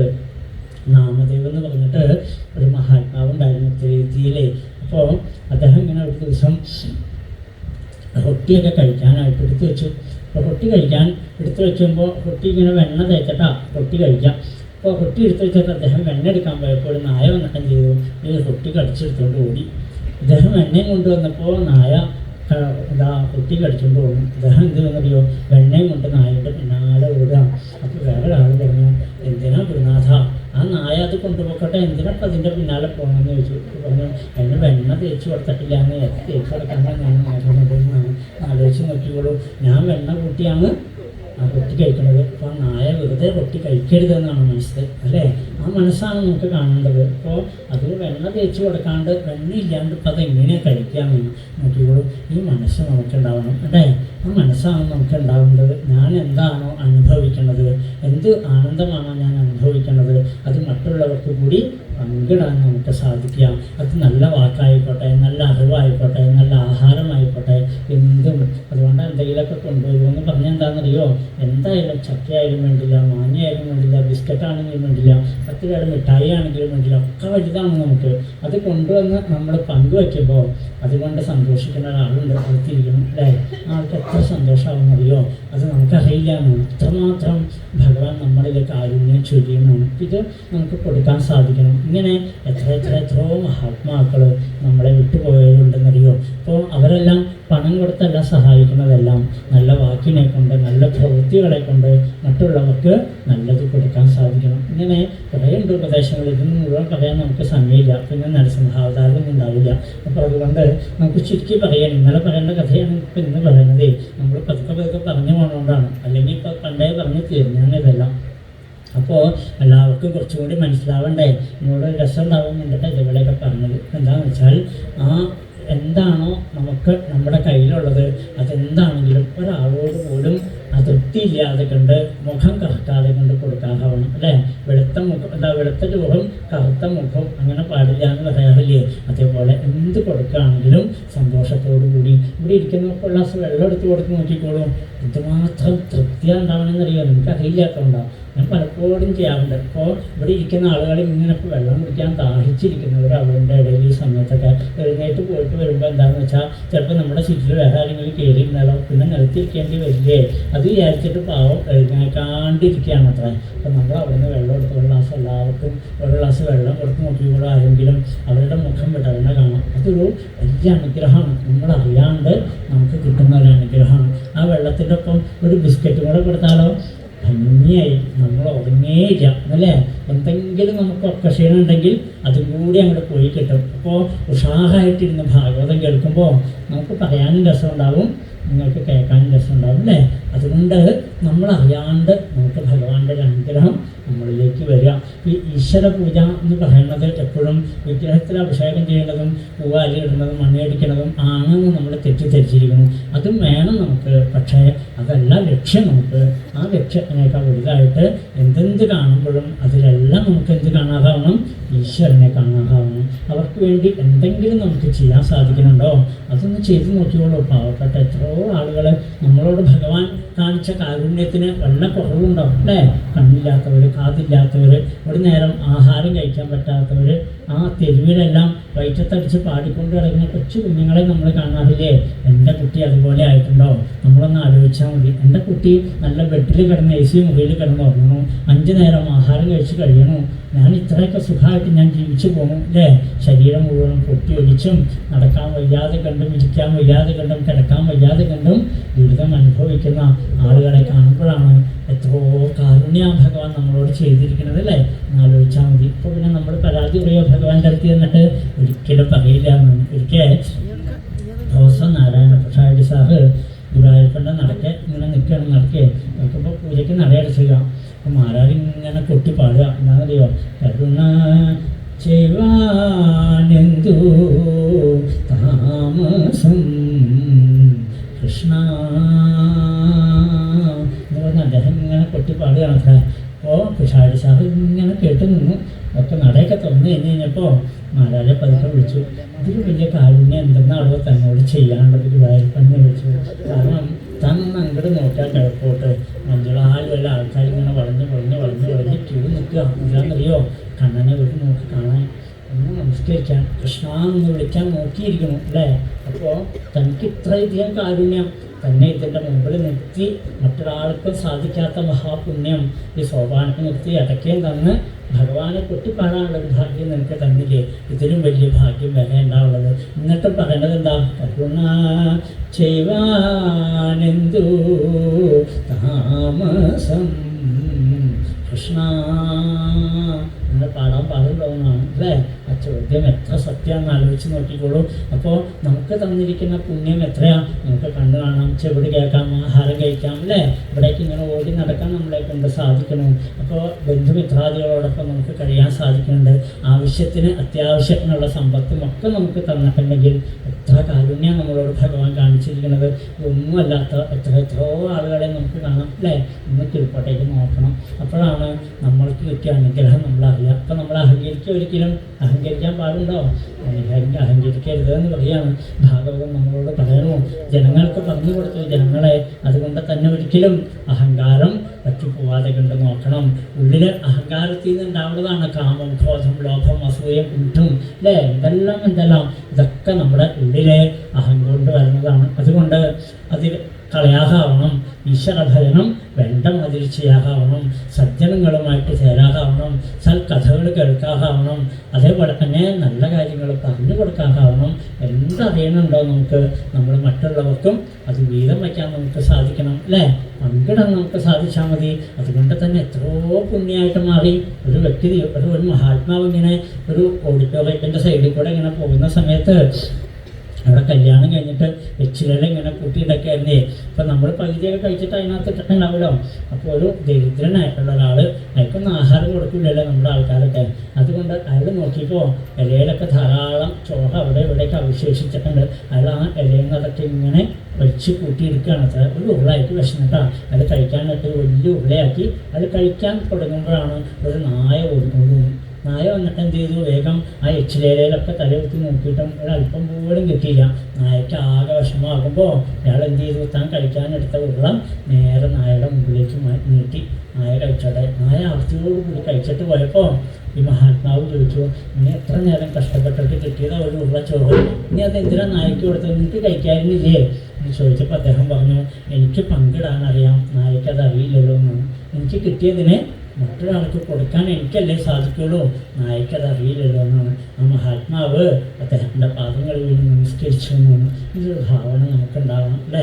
എന്തിനാ ഈ കഥകളൊക്കെ പറഞ്ഞതെന്നറിയോ, ഈ ഒരു മനസ്സിലേക്ക് നമുക്കുണ്ടാവണം. എന്താണോ നമ്മുടെ കയ്യിലുള്ളത് അത് മറ്റുള്ളവർക്ക് കൂടി നമുക്ക് കൊടുക്കാൻ സാധിച്ചാൽ ഇതിലും വലിയ പുണ്യം വേറെ എന്താ ഉള്ളത്. ഈശ്വര പൂജ എന്ന് പറയുന്നത് അമ്പലത്തിൽ കടുംപായസവും പാൽപ്പായസവും കഴിക്കൽ മാത്രമാണെന്ന് നമ്മളെ തെറ്റിദ്ധരിച്ചിരിക്കുക. അതാണ് ഹിന്ദുക്കളുടെ ഏറ്റവും വലിയ ദോഷം. അതിൽ നിന്നും മാറിയിട്ട് എല്ലാ ജീവരാശികൾക്കും നമുക്ക് കൊടുക്കാതാവണം. അത് കൊടുക്കാൻ നമുക്ക് സാധിക്കുമ്പോൾ അതിന് പാകത്തിന് നമ്മുടെ മനസ്സ് ഉയരുമ്പോൾ ജീവിതത്തിൽ ഏറ്റവും ആനന്ദം നമുക്കുണ്ടാവും. നമുക്ക് അങ്ങനെ വരുമ്പോഴാണ് ഭഗവാൻ എന്തേ നമുക്ക് തരാത്തതെന്നാണ് നമ്മൾ ചോദിക്കേണ്ട. ആ ഭഗവാനോട് എല്ലാം ഈശ്വരൻ തരും, നീ ചെയ്യുന്നുണ്ടല്ലോ, എൻ്റെ വിഭൂതികളാണ് ഈ കാണുന്നതെല്ലാം. അതുകൊണ്ട് തന്നെ എന്തിനും ഏതും കൊടുക്കാൻ നമ്മൾ തയ്യാറാവണം. എത്രയോ അമ്പലങ്ങളിലൊക്കെ ഇപ്പം അങ്ങനെയൊക്കെ ചെയ്യേണ്ടെന്നറിയോ. ഞാൻ പോകുന്ന പല അമ്പലങ്ങളിലും എനിക്കറിയാം എന്തെല്ലാം സാധനങ്ങൾ വരുന്നറിയോ, തണ്ണിമത്തനും ഒക്കെ വരും. അപ്പം തന്നെ 2 ചേച്ചിമാർ ഇവിടെ ഇപ്പം ഉണ്ടാവും. അവരപ്പം തന്നെ അത് കഴിഞ്ഞു എല്ലാവർക്കും കൊടുക്കും. അപ്പം എന്താണെന്ന് വെച്ചാൽ എല്ലാവരും ഉഷാറായിട്ട് ഇന്നും ഭാഗവതം കേൾക്കും, ഇടയ്ക്ക് വെള്ളം കൊണ്ടുകൊടുക്കുക, ഇതുപോലെയൊക്കെ കൊടുക്കുമ്പോൾ സുഖമായിട്ട് ഇന്നും ഭാഗവതം കേൾക്കണം അല്ലേ. ആനന്ദത്തോടു കൂടിയിട്ട് വേണം ഭാഗവതം കേൾക്കാൻ. അല്ലാണ്ട് പകുതി ഉറക്കത്തിൽ അതിൻ്റെ ഇടയിലാണ് സർവത്ര ഗോവിന്ദനാമ സംഗീതം. നല്ല ഇതാ ലോട്ടറി അടിച്ച് സ്വപ്നം കണ്ടുകൊണ്ടിരിക്കുമ്പോഴാണ് ഗോവിന്ദ അത് പോയി കിട്ടി. അപ്പോൾ അങ്ങനെ ആവാൻ പാടില്ല. ഉഷാറായിട്ട് ചോദ്യചിഹ്നം പോലെ എന്നല്ലാണ്ട് നേരെ ഇരുന്ന് ഭാഗവതം കേൾക്കണം അല്ലേ. നമ്മൾ ഇപ്പം കണ്ടു കഴിഞ്ഞാൽ ഇങ്ങനെ ചോദ്യചിഹ്നം പോലെയാണ് ഇങ്ങനെ. അതുകൊണ്ട് അവിടെ ഇവിടേക്ക് ഇങ്ങനെ വളഞ്ഞു പോയിരിക്കും. ഇത് നേരെ വണ്ണം നമ്മുടെ ഉള്ളിലേക്ക് ഇറങ്ങണമെങ്കിൽ നല്ല സ്ട്രൈറ്റ് ആയിട്ട് ഇങ്ങനെ കേൾക്കണമെന്നേ. അങ്ങനെ ജനങ്ങൾക്ക് വേണ്ട ഉപദേശങ്ങൾ കൊടുത്തുകൊണ്ടിരിക്കുമ്പോൾ അവിടേക്ക് സനകാദി യോഗീശ്വരന്മാർ കടന്നു വന്നു. അവരെ പൂജിച്ചുകൊണ്ട് അദ്ദേഹം ചോദിച്ചു, നിങ്ങളുടെ പാദഭജനം ഏൽക്കാത്തതായിരിക്കുന്ന ഒരു ഗ്രഹം വിഷപ്പാമ്പുകൾ താമസിക്കുന്ന പുറ്റുപോലെയാവും. ഞാൻ എത്രയോ പുണ്യം ചെയ്തു, എൻ്റെ ഗൃഹത്തിലേക്ക് നിങ്ങൾ വന്നൂടോ, സന്തോഷമായി. ഇനി എന്ത് ഞാൻ ചെയ്യേണ്ടത് എന്നാണ് ചോദിക്കണു. ക്ഷേമം നേടാൻ എന്ത് ചെയ്യണം എന്നാണ്. ഈ സംസാരത്തിൽ കിടക്കുമ്പോൾ എന്നും ദുഃഖം മാത്രമാണ് ഈ സംസാരം നമുക്ക് തരിക.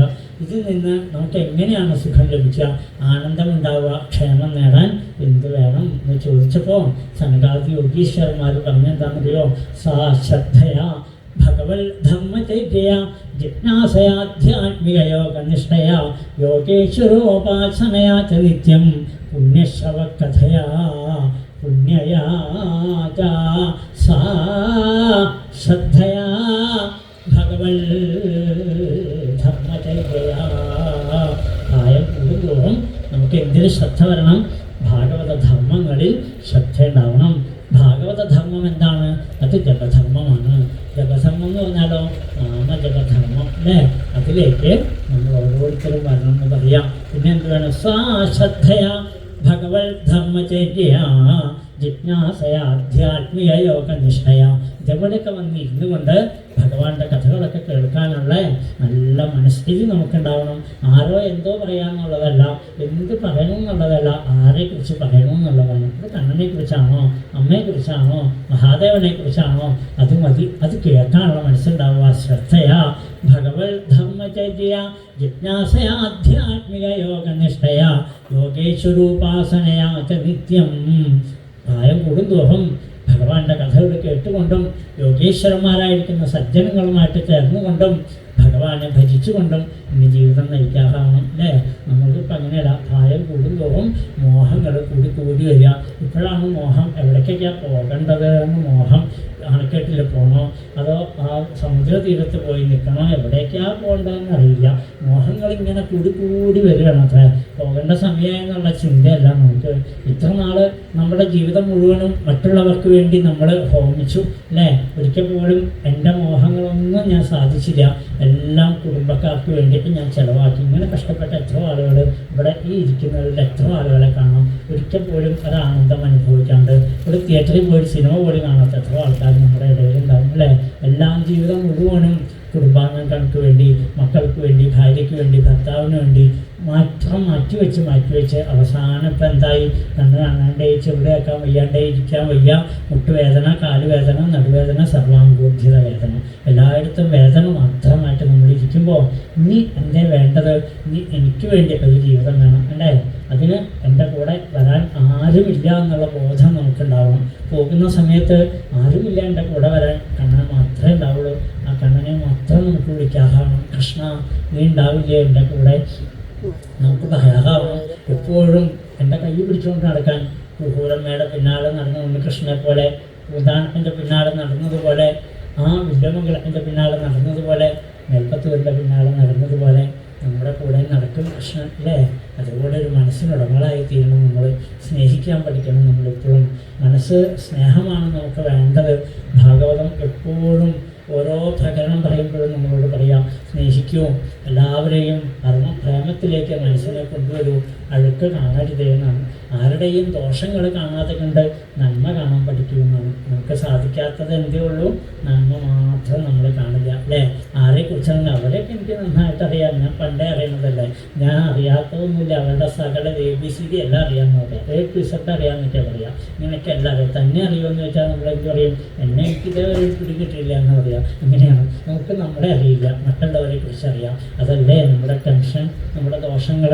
അത് മാറ്റിയിട്ട് എന്നെ അറിയാൻ ശ്രമിക്കൂ. ഞാൻ എന്താണെന്ന് ഞാൻ തീരുമാനിക്കൂ. എന്നിലേക്ക് തിരിയുമെന്നാണ്. പ്രായം കൂടുന്തോറും മറ്റു വിഷയങ്ങളിൽ നിന്ന് മാറി വരണം.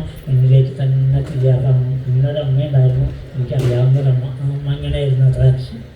അവർ എന്നും അതുപോലെ തന്നെ മക്കളെയൊക്കെ വേണ്ട മാതിരി നോക്കിയിട്ടുണ്ട്.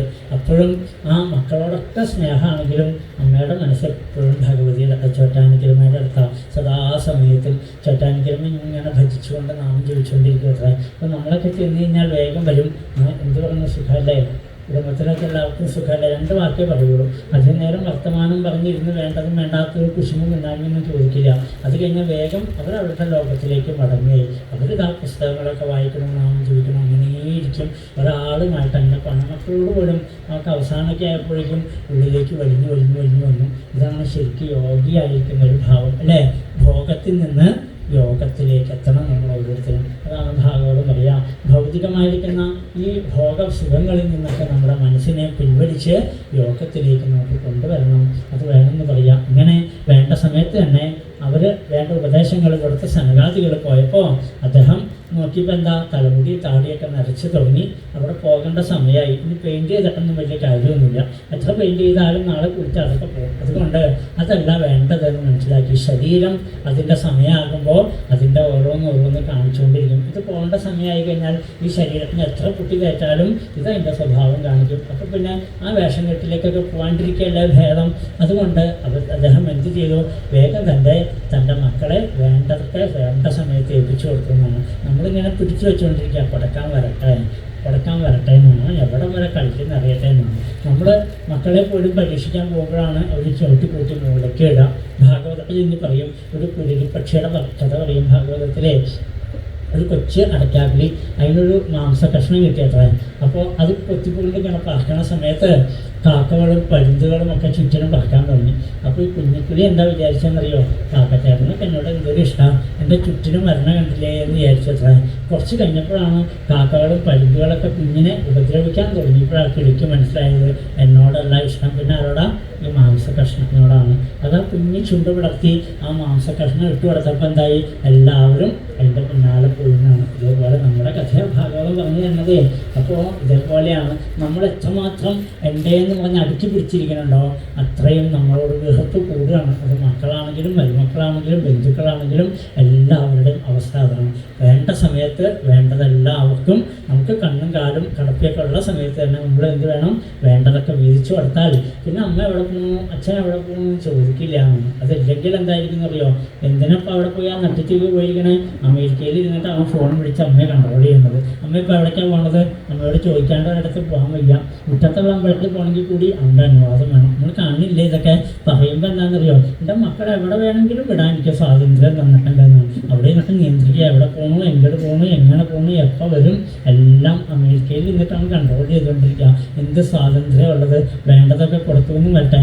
അമ്മയുടെ ഇഷ്ടം പോലെ നടന്നുള്ളൂ, അച്ഛൻ്റെ ഇഷ്ടം, അപ്പോൾ ഞങ്ങളുടെ വഴിക്ക് പോകുന്നത്. നമുക്ക് ഒരു കുഴപ്പമില്ല, എത്ര നേരം കൂടി ഇരുന്നാലും കുഴപ്പമില്ല, എവിടെ പോയാലും കുഴപ്പമില്ല. ഈ സ്വാതന്ത്ര്യം നമുക്ക് നേടണം. ഇല്ലാത്തിടത്തോളം കാലം അവരുടെ എല്ലാം കൂച്ചു വലിഞ്ഞിട്ട് ആനയെ നിർത്തിയേക്കുന്നത് പോലെ നമ്മളെ നിർത്താൻ ഇടവരും അല്ലേ. ഇതൊക്കെ ഭാഗവതം നമുക്ക് പറഞ്ഞു തരുന്ന കഥകളാട്ടോ.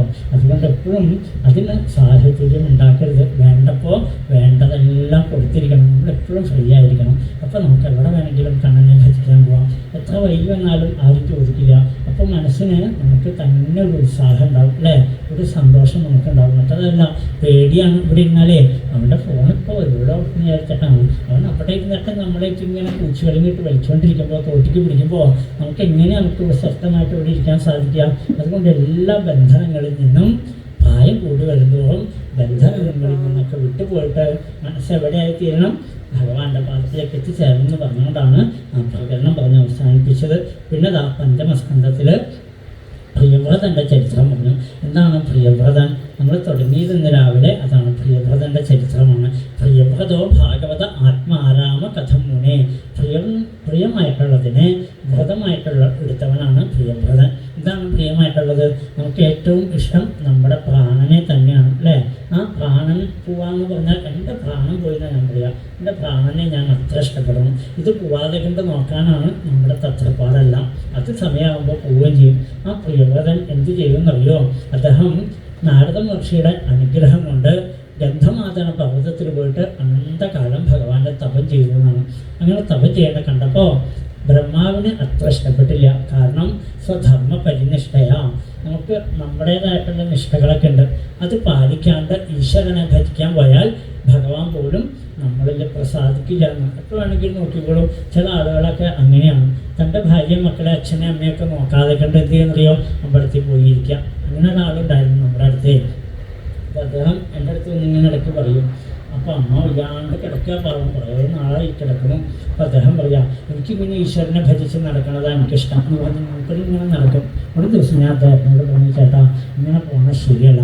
ഇതുകൊണ്ടൊരു ഈശ്വരനും അങ്ങയിൽ പ്രസാദിക്കില്ല. കാരണം അമ്മ വയ്യാണ്ട് കിടക്കുമ്പോൾ അമ്മയെ നോക്കണ്ടേ. അത് വേണമെങ്കിൽ ഭാര്യ നോക്കിക്കോളും എന്നുള്ള ചിന്തയാണ് അദ്ദേഹത്തിൻ്റെ അമ്മയാണ് കേട്ടോ, അതാണ് അതിൻ്റെ കഥ. അപ്പോൾ അത് വേണമെങ്കിൽ ഭാര്യ നോക്കിക്കോളും എന്നുള്ള ചിന്ത. ഞാൻ പറഞ്ഞു അങ്ങനെ വരാൻ പാടില്ല, അവരെ നോക്കണം, അമ്മയെ നോക്കേണ്ടത് നമ്മുടെ ചുമതലയാണ് അല്ലേ, അച്ഛനെ നോക്കേണ്ടത് നമ്മുടെ ചുമതലയാണ്, ഭാര്യയും കുട്ടികളെയും നോക്കേണ്ടത് നമ്മുടെ ചുമതലയാണ്. അതില്ലാതെ കണ്ട് നമ്മൾ എത്ര ഈശ്വരനെ ഭജിക്കാൻ പോയാലും ഭഗവാൻ പ്രസാദിക്കും നമ്മളിൽ ഒരിക്കലും ഉണ്ടാവില്ല. അങ്ങനെ ഒരാളെ ഞാൻ ഒരിക്കൽ ചോറ്റാനിക്കര വെച്ച് പരിചയപ്പെട്ടു. ഇപ്പോൾ പലയിടത്തും വെച്ച് ഞാൻ അതിലെ കാണാറുണ്ട് കേട്ടോ. അത് ഇതുപോലെ മുമ്പിൽ കസേരമ വന്നിരുന്ന് ഇങ്ങനെ ഒക്കെ മുങ്ങിയിരിക്കും. രാവിലെ വരും, വൈകുന്നേരം എല്ലാം കഴിഞ്ഞിട്ട് കൂടെ ഇവിടെ വായനയ്ക്ക് പോലും കാണാത്ര.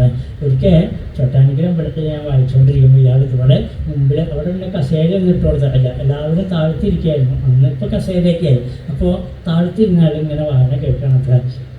അത് കഴിഞ്ഞ് കാപ്പ് കുടിക്കാൻ നിർത്തി ഞാൻ സ്റ്റേജിൽ നിന്ന് ഇറങ്ങി വന്നപ്പോൾ അയാൾ എൻ്റെ അടുത്ത് വന്നിട്ട് പറഞ്ഞു, സ്വാമി ഭാഗവതം കേൾക്കണം നല്ലതല്ലേ എന്ന് ചോദിച്ചു. ഞാൻ എന്താ സംശയം, ഭാഗവതം കേൾക്കണം വളരെ വിശേഷം തന്നെയാണെന്ന് പറഞ്ഞു. അപ്പോൾ അദ്ദേഹം പറഞ്ഞു, എന്നെ എൻ്റെ ഭാര്യ മക്കളൊക്കെ അടിച്ച് പുറത്താക്കി വീട്ടിൽ നിന്ന് പറഞ്ഞു.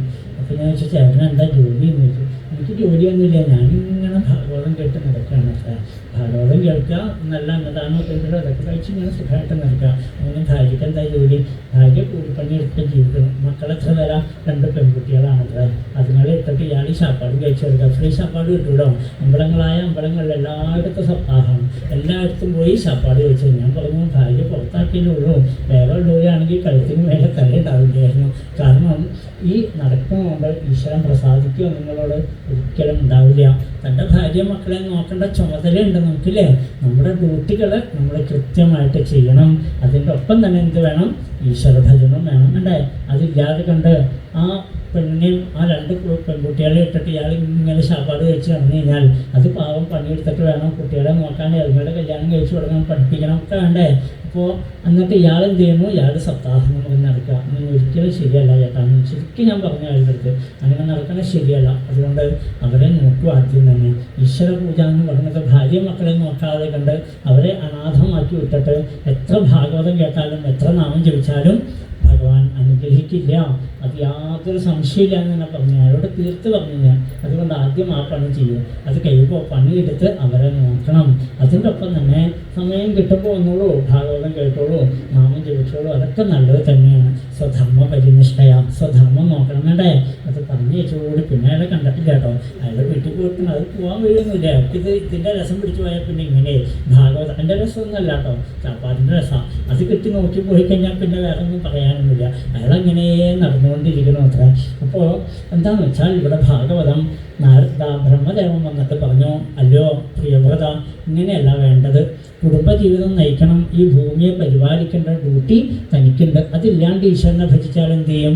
അങ്ങനെ പറഞ്ഞോടുകൂടി നല്ല വാക്കുകൾ പറഞ്ഞു കൊടുത്തു, മഹിമയുള്ള രാക്ഷസ്യ ജീവിതത്തിൻ്റെ കഥകൾ പറഞ്ഞു കൊടുത്തു. ഗൃഹജീവിതം നയിക്കണം, അവസാനം അതിനെ ഉപേക്ഷിച്ച് ഭഗവാന്റെ ലോകത്തിലേക്ക് എത്തുകയും വേണമെന്ന് പറഞ്ഞപ്പോൾ ബ്രഹ്മദേവൻ്റെ വാക്ക് കേട്ട് വേഗം അദ്ദേഹം ബഹുഷ്മതി വിവാഹം കഴിച്ചു. അതിൽ 10 മക്കളുണ്ടായി അദ്ദേഹത്തിന്. ഒരു വിവാഹം കൂടെ കഴിച്ചു, അതിൽ 3 പുത്രന്മാരും അദ്ദേഹത്തിനുണ്ടായി. അങ്ങനെ ഒരു മകളുണ്ടായിരുന്നു ഊർജ്ജസ്വതിയെ, അവളെ ശുക്രാചാര്യർക്ക് വിവാഹം കഴിച്ചു കൊടുത്തു. അയാളാണ് പ്രസിദ്ധിയായിരിക്കുന്ന ദേവയാനി എന്ന പെൺകുട്ടി ഉണ്ടായത് എന്നൊക്കെ പറഞ്ഞു. അങ്ങനെ 3 പേര്, മറ്റു ഭാര്യയിലുണ്ടായിരുന്ന 3 പേര് ഉത്തമൻ, താമസൻ, ദേവതൻ, അവർ മന്വന്തരാധിപന്മാരായിട്ട് മാറി. 10 മക്കളിൽ 3 പേര് ഊർജ്ജരേതസ്സുകളായിട്ട് സന്യാസിമാരായിട്ട് പോയി. ബാക്കി 7 മക്കളുണ്ട്. അദ്ദേഹം എന്ത് ചെയ്യുന്നറിയോ, ഒന്നായി കിടക്കുന്ന ഭൂമിയെ കണ്ടിട്ട് സൂര്യനെ പോലെ ഒരു രഥം വാങ്ങിച്ച് സൂര്യൻ്റെ പിന്നാലെ ഭൂമിയിൽ ഒരു 7 വട്ടം കറങ്ങിയപ്പോൾ ആ രഥചക്രം താഴ്ന്നിടത്തൊക്കെ വെള്ളം മുങ്ങാൻ തുടങ്ങി. അങ്ങനെ 7 മഹാസമുദ്രങ്ങളും 7 വൻകരകളും ഉണ്ടായി. ഇന്ത്യൻ മഹാസമുദ്രം, പസഫിക് സമുദ്രം, അന്റാർട്ടിക്ക സമുദ്രമൊക്കെ നമ്മൾ പഠിച്ചിട്ടുണ്ടല്ലേ. ഇങ്ങനെ 7 മഹാസമുദ്രങ്ങളും ഏഷ്യൻ ഭൂഖണ്ഡം, ആഫ്രിക്കൻ ഭൂഖണ്ഡം, അമേരിക്കൻ ഭൂഖണ്ഡം എന്നൊക്കെ നമ്മൾ 7 കരകളെയും നമ്മൾ പഠിച്ചിട്ടുണ്ട്, വൻകരകളെയും പഠിച്ചിട്ടുണ്ട്. ഇത് 7 എണ്ണം ഉണ്ടാക്കിയതാണ്. അന്ന് ഇതിൻ്റെ പേര് ജംബു, പ്ലക്ഷം, ചാൽമുടി, ശുഖം, ശാഖം, കൗഞ്ചം, പുഷ്കരം എന്നുള്ള പേരൊക്കെയായിരുന്നു ഇതിനെല്ലാം. അങ്ങനെ 7 ആയിക്കട്ടെ ഭാഗിച്ചിട്ട് അദ്ദേഹം എന്ത് ചെയ്തു, തൻ്റെ ആഗ്നേയമുള്ളതായിട്ടുള്ള 7 മക്കൾക്ക് വീതിച്ചു കൊടുത്തുകൊണ്ട് വീണ്ടും തൻ്റെ ഡ്യൂട്ടിയൊക്കെ കഴിഞ്ഞ് വീണ്ടും ഗന്ധമാവതത്തിൽ പോയി തപം ചെയ്ത് ഭഗവാന്റെ ലോകത്തിലേക്ക് എത്തി എന്ന് പറഞ്ഞുകൊണ്ടാണ് ആ പ്രിയവ്രതൻ്റെ ചരിത്രം കഴിഞ്ഞത്. അപ്പോൾ ആത്മാരാമനായിരിക്കുന്ന അദ്ദേഹം ഗൃഹസ്ഥ ജീവിതം നയിക്കുമ്പോഴും മനസ്സെവിടെയായിരുന്നു? ഭഗവാന്റെ അടുത്ത് തന്നെയായിരുന്നു അല്ലേ? ഇതേപോലെ ആയിരിക്കണം നമ്മൾ ഓരോരുത്തരും. നമ്മൾ ഗൃഹസ്ഥ ജീവിതം, ഭാര്യ ഉപേക്ഷിക്കേണ്ട, മക്കളെ ഉപേക്ഷിക്കേണ്ട, ഭർത്താവിനെ ഉപേക്ഷിക്കേണ്ട, അച്ഛനും അമ്മയും വീടും ഒന്നും ഉപേക്ഷിക്കേണ്ട. പക്ഷേ മനസ്സെന്ത് വേണം? ഭഗവാന്റെ അടുത്ത് എത്തിയാൽ മതി. അവസാനം ഇവരൊന്നല്ല എൻ്റെ കൂടെ വരിക, ഭഗവാൻ മാത്രമേ ഉള്ളൂ എന്നുള്ള ബോധത്തോടു കൂടി എല്ലാവരെയും ഭഗവാനായിട്ട് കണ്ട് നമുക്കിതാ വേണ്ടത് ചെയ്യാൻ സാധിക്കുക. അത് മതി ജന്മസാഫല്യത്തിനെന്ന് പറഞ്ഞുകൊണ്ടാണ് ആ പ്രകടനം പറഞ്ഞ് അവസാനിപ്പിച്ചത്. ഞാൻ അല്പം കൂടെ വായിച്ചിട്ട് നമുക്ക് മക്കളുടെ കഥകളൊക്കെ അനുസ്മരിക്കാം. ഹരേ രാമ രാമ രാമ ഹരേ ഹരേ, ഹരേ കൃഷ്ണ കൃഷ്ണ കൃഷ്ണ ഹരേ ഹരേ.